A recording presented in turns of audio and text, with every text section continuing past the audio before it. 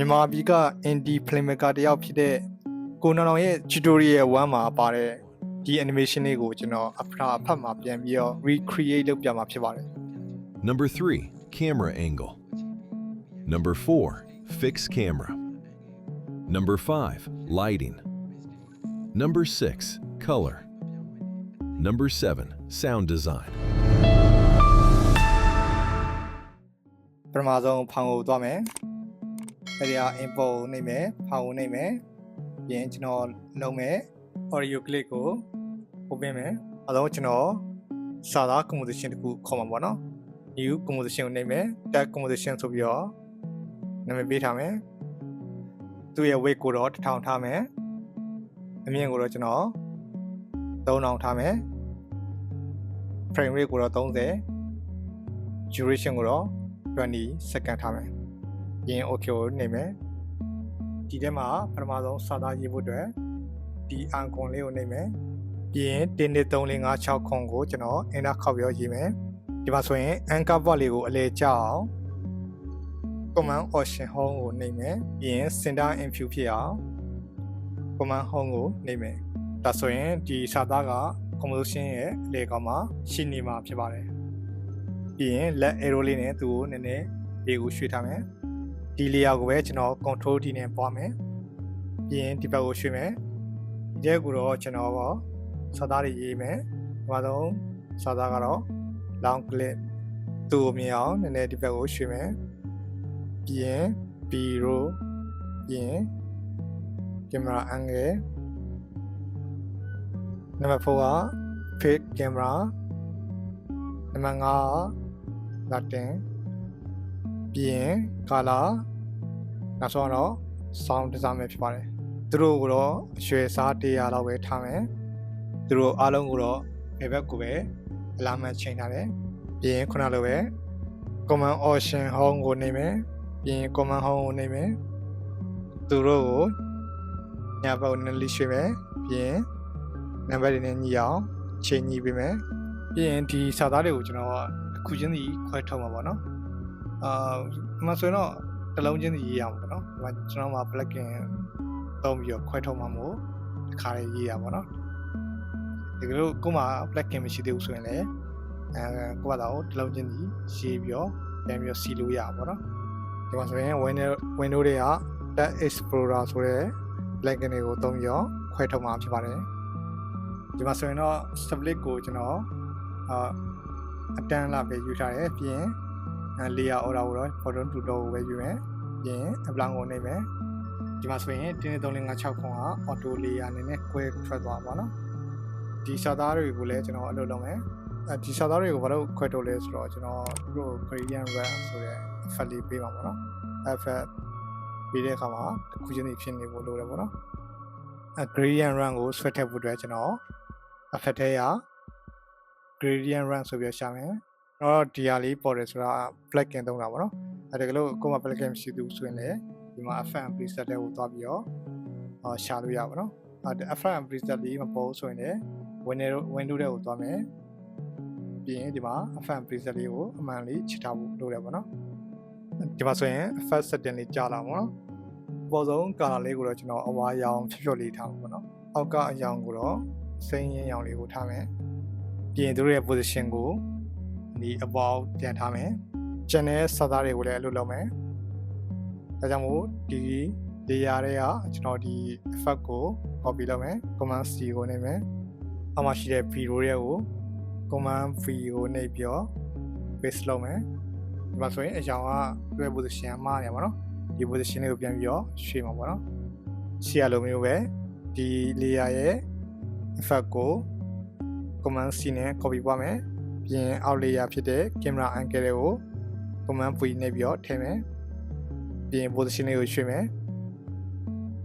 ဒီလိုမျိုးပဲတခြား layer တွေကိုလည်းလုပ်မယ်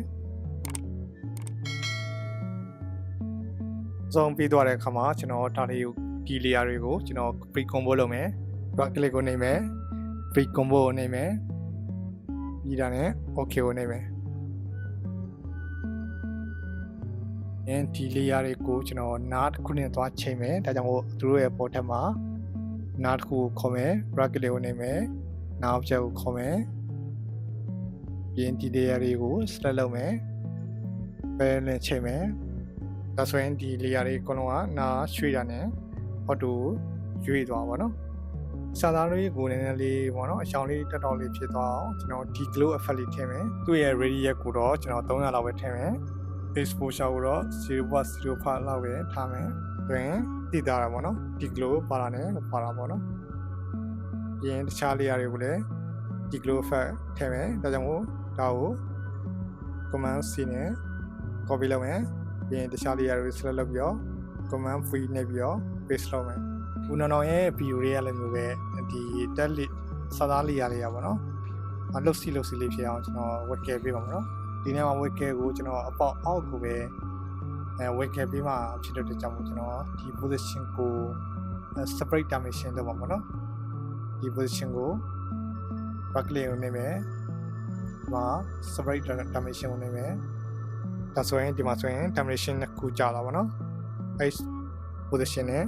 one position ဆိုပြီးတော့ကြာလာမှာဖြစ်ပါတယ်အပေါ်အောက်လောက်တာပဲလိုချင်တဲ့အတွက်ကြောင့်မို့ကျွန်တော် one position ကိုပဲ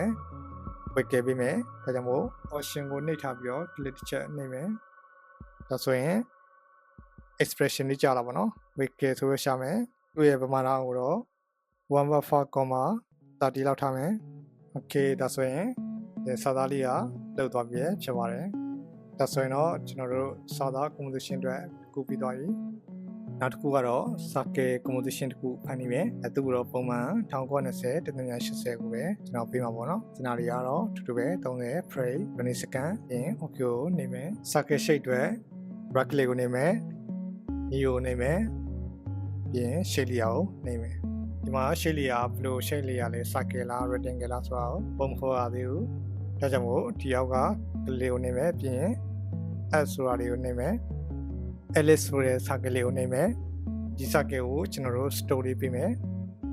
extra လေးကိုနေမယ် store ကိုယူမယ် circle ရဲ့အရွယ်အစားကိုကျွန်တော်850လောက်ပဲထားမယ် store ရဲ့အထူတော့100လောက်ထားမယ်ပြီးရင်ကျွန်တော်တို့ကဒီ circle ရဲ့ store ကြီးကိုကျွန်တော်နိုင်လက်တံပုံစံလေးဖြစ်အောင် dash ဆိုတာလေးကိုနေမယ်ဒီမှာဆိုရင်နိုင်လက်တံလေးအများကြီးဖြစ်သွားမှာနော်ဒီ dash ကိုတော့ကျွန်တော်7လောက်ပဲထားမယ်ပြီးရင်ဒီအပေါင်းလေးကိုဆက်နေမယ် gas ဆိုတာလေးကိုကြာလာမယ် gas ဆိုတာဒီသူတို့ရဲ့ line လက်တံကြားထဲမှာရှိတဲ့ကွာဟမှုဘယ်လောက်ထားမှာလဲပေါ့နော်ကျွန်တော်ကတော့ဒီနေရာမှာ160လောက်ပဲထားမယ် okay ဒါဆိုတော့ဒီလိုလေးဖြစ်သွားပါပြီပြီးရင်ဒီ circle လေးကို shift key လေးနဲ့ bevel ကိုနည်းနည်းလေးရွှေ့မယ် okay ဒါဆိုရင်ဒီလောက်ထားမယ်ပြီးတာနဲ့ရှေ့မှာကျွန်တော်လုပ်ခဲ့တဲ့စာသား composition ကိုဆွဲထည့်မယ် circle composition ကိုညဘက်ကိုနည်းနည်းလေးရွှေ့မယ်စာသား composition ကိုလည်းနည်းနည်းအောက်ဆွဲချမယ်ဒီမှာဆိုရင်ဒီဘက်ကလက်တန်နဲ့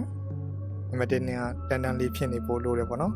ဒီမှာဆိုရင်စာသားနည်းနည်းလေးအပေါ်ရောက်နေတဲ့ကြောင့်မို့ကျွန်တော်သူ့ရဲ့စာသား composition ကိုသွားပြီးတော့စာသားလေးကိုအောက်နေဆွဲချမယ် okay ဒီလောက်ဆိုရင်ရပြီနည်းနည်းလေး adjust ဖြစ်အောင်ကျွန်တော်ဒီနေ့တုံးလေးကိုနည်းနည်းဒီဘက်ရှိမယ်ဘက်ကကိုရှိမယ်ပြီးတော့ ਨੇ target composition တွေကိုပြန်သွားမယ်ပြီးတော့ ਨੇ စကားပြောတဲ့ကိုမူတည်ပြီးတော့ကျွန်တော်တို့ကဒါလေးတွေကို keyframe ကစားမယ်ဒါကြောင့်မို့စကားပြော back လေးကိုဆွဲထည့်မယ် Number 1 long clip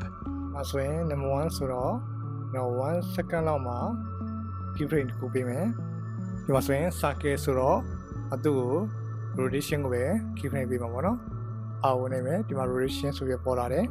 0 second မှာလည်း keyframe ပေးမှာပေါ့နော်1 second မှာကျွန်တော်ကအနု23လောက်ပေးမှာပေါ့နော် Number 1 long clip Number 2ဒါဆိုရင် number 3လောက်မှာ share keyframe ကိုပဲပြန်ပေးမယ်ဒါလေးကိုနေမယ်4 second လောက်မှာပေးမယ်ဒါကိုတော့ကျွန်တော်သူ့ကိုသူ့ရဲ့နှစ်ဆပေါ့နော်23ဆိုတော့46ပေါ့နော်အနှုတ်46ကိုပေးမယ် roll Number 3 6 second မှာ keyframe တစ်ခုပေးမယ် share keyframe ကိုပဲပြန်ယူမယ်7 second မှာကျွန်တော်ခဏဝယ်23ပေါင်းပြီးတော့ထည့်မယ်အနှုတ်69ပေါ့နော် go Number 4. ကိုစက္ကန့်မှာ share giving တခုပဲပြန်ပေးမယ်ပြင်10စက္ကန့်မှာခုနက69ကို23ပေါင်းပြီးတော့ထည့်မယ်အနှုတ်90နှစ်ပေါ့နော်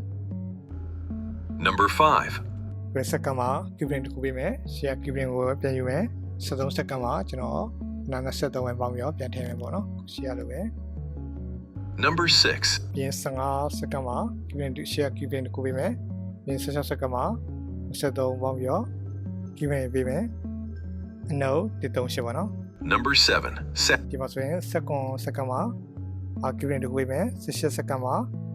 ခုနလိုပဲ23ပေါင်းပြီးတော့ giving တခုပေးမယ်ဒါဆိုရင်တော့အကုန်လုံးကိုကျွန်တော် giving ပေးပြီးသွားပြီပြန်ပြီးကြည့်အောင် Number 1. Long clip. Number 2. B-roll.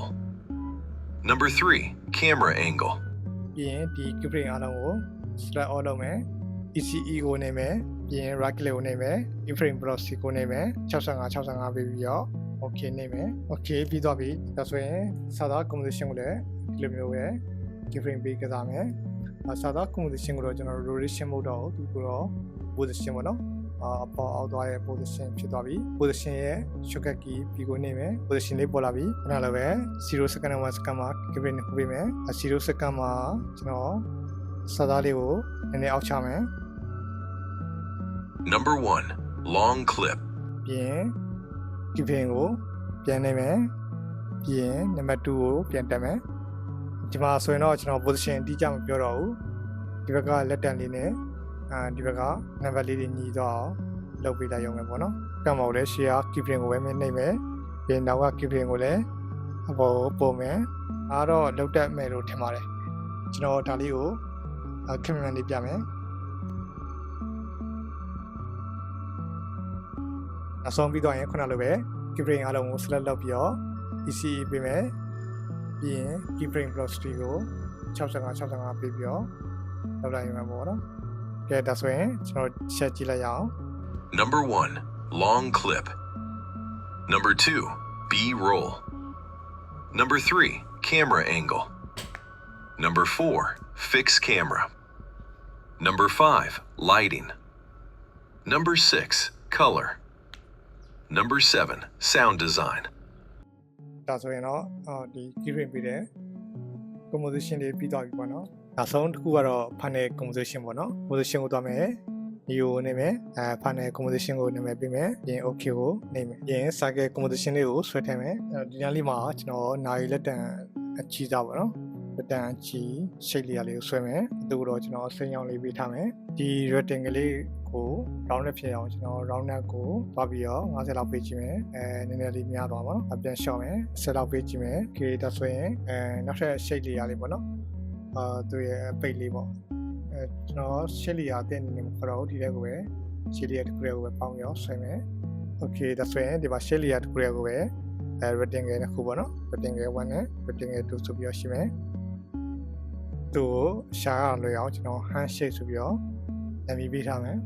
ပြီးရင်ကျွန်တော်အောက်ခံ background လေးပေါ့နော်သူတို့ထည့်ဖို့အတွက် shape လေးကိုဆွဲမယ် color လေးကိုတော့ကျွန်တော်နည်းနည်း gray back ကိုသွားတဲ့ရောင်လေးကိုရွေးမယ်ပြီးရင် command home ကိုနှိပ်ပြီးတော့ center and view အလဲတက်တဲ့ရအောင်ပို့ပေးမယ်ပြီးတော့ဒီ circle composition ကိုကျွန်တော်တို့ဒီပေါက်ထဲမှာပေါ်ချင်တာပေါ့နော်ဒါကြောင့်မို့ကျွန်တော်ဒီပေါက်ရဲ့အပြင်ဘက်ကဟာတွေရောပေါ်စီချင်ဘူးဒါကြောင့်မို့ကျွန်တော်ဒါကိုဖတ်မှတ်လုပ်မှာပေါ့နော် circle composition ရဲ့ဖတ်မှတ်လေးကို shape layer ကိုသွားပြီးတော့ဖတ်မှတ် link လေးချိန်မယ်ပြီးတော့ဒီ shape layer ကိုလည်းပြန်ပေါ်အောင်ပြန်ဖွင့်ထားအောင်ပေါ့နော်ဆိုရင်ဒီပေါက်ထဲမှာပဲပေါ်တော့မှာပဲဖြစ်ပါတယ်သူ့ကိုမှတ်ရလွယ်အောင်နာမည်တစ်ခုပေးထားမယ် PG ပေါက်ဆိုပြီးတော့ background ပေါက်လေးပေါ့နော်ပြီးတော့သူ့ရဲ့ round net လေးကိုလည်းနည်းနည်းလေးပေးထားပါတော့25လောက်ပေးကြည့်မယ်25နဲ့ပေါ့နော်50လောက်ပဲပေးမယ်အဲဆိုရင်အဆင်ပြေသွားပြီပြီးတော့ဒီ circle layer လေးကိုလည်းကျွန်တော် masking ပေးမယ်shape layer ကိုရွေးထားဖို့လိုရပါတော့ပြီးရင်ဒီ circle composition layer ကို select လုပ်ထားဖို့လိုတယ်ပြီးရင် masking လေးပေးမယ် masking ကိုဒီလောက်ပေးမယ်ပြီးတော့နဲ့ masking feather လေးကို50လောက်ပေးကြည့်မယ်ဒီလောက်ဆိုရင်ဆင်ပြေသွားပြီဆိုတော့ဒီနေ့မှာကျွန်တော်တို့စာသားပေါ်မှာထည့်တဲ့ဒီ glow effect လေးဒီမှာဆိုရင်ပြတ်တောင်းဖြစ်နေရပါတော့ပြတ်တောက်ကြီးဖြစ်နေရပါတော့ဘာကြောင့်ဖြစ်နေရလဲဆိုတော့သူက ပေါင်နဲ့ကက်ရဲ့ဖြစ်နေရပါတော့အဲ့ဒါကိုပြန်ပြီးတော့ပြင်မယ်သူရဲ့မူလာ tag composition တွေကိုသွားမယ်ပြီးရင်အပေါ်ဆုံးက composition ကိုနေမယ် composition setting တွေကိုသွားမယ် weight ကိုကျွန်တော်1000နဲ့ထားခဲ့ရပါတော့ဒီနေရာမှာ1500ဆိုပြီးတော့ပြန်ပြမယ်ဒါဆိုရင်နေရာလေးကျဲသွားပြီအဆင်ပြေသွားပြီဒီမှာဆိုရင်ခုနလိုမျိုးဒီ glow effect ကြီးကပြတ်တော့ကြီးပဲဖြစ်တော့ဘောနော်ပြီးရင်ဒီ composition ရဲ့ကျွန်တော်တို့background ကြီးထည့်ဖို့လိုရပါတော့ဒီမှာဆိုရင်ကျွန်တော်ဒီမှာသွားကြည့်လို့ရပါတော့တော့ background ပါသေးဘူးနော် right click ကိုနေမယ် new ကိုနေမယ် story layer ကိုနေမယ် PG ဆိုပြပေးမယ် background ကိုတော့ကျွန်တော်အနည်းရအောင်ထားမယ်ပြီးရင်သူကို also မှာထားမယ်ဒီလက်တံ layer လေးကိုလည်းကျွန်တော်ဒီ glow လေး effect လေးဝေးရမှာနော်ဒါကြောင့်မို့sota composition တွေကဒီ glow effect လေးကို command C နဲ့ copy လုပ်မယ် circle composition ထဲမှာသွားပြီးတော့ circle ကို circle shape ကိုကျွန်တော်command free ဆိုပြီးတော့ paste လုပ်မယ်ကျွန်တော်နောက်ဆုံး project ကိုပြီးသွားတယ်ဆိုရင် motion blur လေးထည့်ဖို့လိုတယ်ဒီကွင်းကြီးထည့်မယ်အပြီးတော့ဒီမှာသူ့ရဲ့အောက်မှာဒီ glow လေးပေါ့နော်ဖြာထွက်နေတဲ့အစိမ်းအောင်ဖြာထွက်နေတဲ့ပေါက်လေးဖြစ်အောင်ကျွန်တော်ဒီ BG ပေါက်ကိုပဲကျွန်တော် command T ကိုနှိပ်ပြီးတော့ layer ပွားမယ်ပြီးရင်အောက်က layer တွေကိုကျွန်တော် fast blur effect ကိုထည့်မယ်အတူကိုတော့ကျွန်တော်50လောက်ပဲထားမယ်ပြီးအရှောင်းကိုတော့ကျွန်တော်အနေရောင်နေဒီလက်တံလေးရဲ့ဆင်းရောင်လေးကိုပဲထားမယ်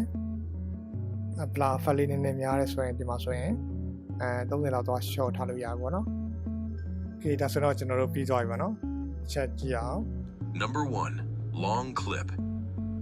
Number 2, B-roll. Number 3, camera angle. Number 4, fixed camera. Number 5, lighting. Number 6, color. Number 7, sound design. ကဲအားလုံးပဲ